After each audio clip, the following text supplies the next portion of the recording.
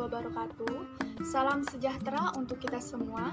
Yang terhormat Bapak Dosen Teknologi Informasi, Bapak Yusrizal, dan teman-teman yang saya sayangi. Perkenalkan, nama saya Wijisri Hastuti dari kelas Manajemen Malam 1, semester 2. Di sini saya akan memaparkan tentang dampak negatif dari teknologi informasi dan bagaimana cara mengatasinya. Di sini saya akan menjelaskan terlebih dahulu apa itu teknologi informasi. Secara sederhana, yaitu membantu manusia dalam membuat, mengubah, menyimpan, mengomunikasikan, dan menyebarkan informasi. Teknologi informasi yaitu dapat membantu kita dalam berbagai hal dalam kehidupan sehari-hari kita, memiliki dampak yang positif dan dampak negatif. Dan di sini saya akan memaparkan apa itu dampak negatif dari teknologi informasi yang selalu kita gunakan dalam kehidupan sehari-hari. Dampak negatif teknologi informasi yang pertama yaitu ketergantungan. Media komputer memiliki kualitas atraktif yang dapat merespon segala stimulus yang diberikan oleh penggunanya. Terlalu atraktifnya membuat penggunanya seakan-akan menemukan dunianya sendiri yang membuatnya terasa nyaman dan tidak mau melepaskannya.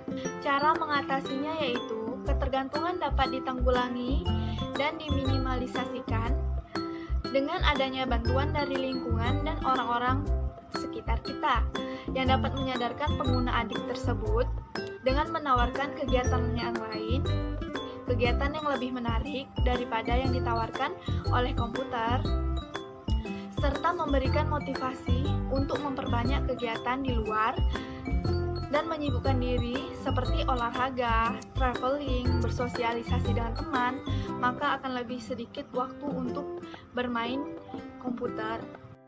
Dampak negatif yang kedua yaitu kekejaman dan kesadisan. Kekejaman dan kesadisan juga banyak ditampilkan pada komputer dan sosial media lainnya.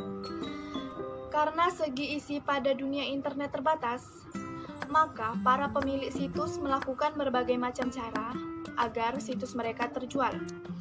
Salah satunya dengan menampilkan hal-hal yang menunjukkan kekejaman dan kesadisan ataupun bahkan kekerasan. Studi eksperimental menunjukkan bahwa adanya korelasi positif bermain permainan komputer dengan tingkat kejahatan di kalangan anak-anak, yaitu adanya permainan yang menunjukkan kekerasan, perkelahian, ataupun bahkan membunuh dengan tembakan. Contohnya seperti itu. Hal ini menyebabkan anak-anak akan memiliki kekurangan sensitivitas terhadap sesamanya, memicu munculnya berperilaku agresif dan sadistis pada diri anak, dan bisa mengakibatkan dorongan pada anak untuk berperilaku kriminal seperti yang dilihatnya. Cara mengatasi dampak negatif tersebut adalah dengan adanya peran serta orang tua. Pertama-tama, orang tualah yang seharusnya memperkenalkan komputer dan internet pada anak-anak, bukan melalui orang lain. Mengenalkan komputer dan internet berarti pula mengenalkan manfaatnya dan penggunaannya dengan baik. Selanjutnya, orang tua harus mengontrol dan memantau sejauh mana penggunaan komputer dan internet pada anak-anaknya. Dampak negatif yang ketiga, yaitu adanya pornografi. Dengan kemampuan penyampaian informasi yang dimiliki internet, pornografi pun merajalela. Begitu banyak situs-situs pornografi yang ada di internet, meresahkan banyak pihak, terutama di kalangan orang tua. Orang tua mengkhawatirkan anak-anaknya yang akan mengonsumsi hal-hal yang bersifat porno. Di internet terdapat gambar-gambar pornografi yang bisa mengakibatkan dorongan kepada seseorang untuk bertindak kriminal, ataupun iklan-iklan yang selalu muncul dalam dunia internet. Ironisnya ada situs-situs yang memang menjadikan anak-anak sebagai target khalayaknya. Cara mengatasinya tidak jauh berbeda dengan kekejaman dan kesadisan, yaitu dalam hal ini, pertama-tama orang tualah yang harusnya memperkenalkan komputer dan internet pada anak-anaknya, dan memperkenalkan bagaimana penggunaannya dan manfaatnya pada anak tersebut. Selanjutnya, orang tua harus mengontrol dan memantau sejauh mana penggunaan komputer dan internet pada anak-anaknya, dan selalu menjadwalkan waktu untuk penggunaan internet pada anak-anaknya.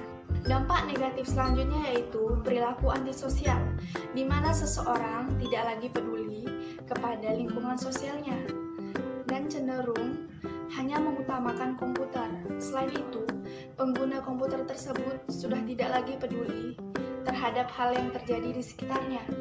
Satu-satunya yang dapat menarik perhatiannya hanyalah komputernya saja. Orang akan menjadi lebih jarang berinteraksi dengan lingkungan sekitarnya, sehingga kemampuan interpersonalnya dan emosional tidak berkembang secara optimal. Bila hal itu tidak segera ditanggulangi, akan menimbulkan dampak yang sangat buruk, yang dimana manusia lama-kelamaan akan sangat individualis dan tidak ada yang akan berinteraksi lagi ataupun sosialisasi yang baik. Cara mengatasi dampak negatif dari perilaku antisosial yaitu dengan menciptakan kesadaran dari diri sendiri akan dampak buruk dari antisosial dan mulai memperbanyak kegiatan di luar rumah dengan keluarga dan teman-teman seperti olahraga bareng, jalan-jalan bareng, traveling, liburan bersama teman-teman. Dengan begitu, seseorang akan merasakan bahwa sosialisasi dengan sesamanya merupakan suatu kebutuhannya, selain kebutuhannya akan komputer. Dampak negatif selanjutnya yaitu malas belajar dan mengerjakan tugas.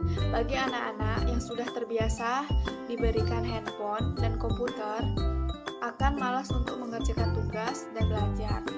Cenderung menjadi malas karena mereka lebih tertarik untuk bermain komputer dan bermain handphone yang memiliki berbagai macam fitur game dan yang lainnya, daripada mengerjakan tugas saat belajar. Cara mengatasinya yaitu dengan memaksimalkan peran serta orang tua dalam memberikan perhatian, pengertian, dan membimbing anak-anak belajar dan bermain, sehingga bila anak-anak dirasa sudah berlebihan dalam menggunakan komputer, orang tua bisa segera membatasi dan mencegah terjadinya ketergantungan.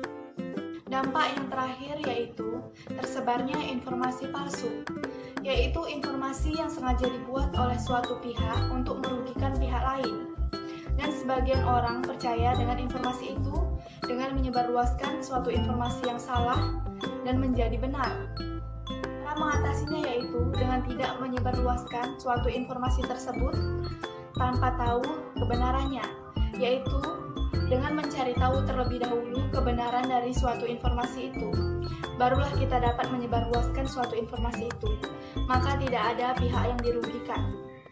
Kesimpulannya adalah bahwa teknologi informasi dapat membantu kita lebih mudah dalam menyelesaikan suatu masalah dalam kehidupan sehari-hari.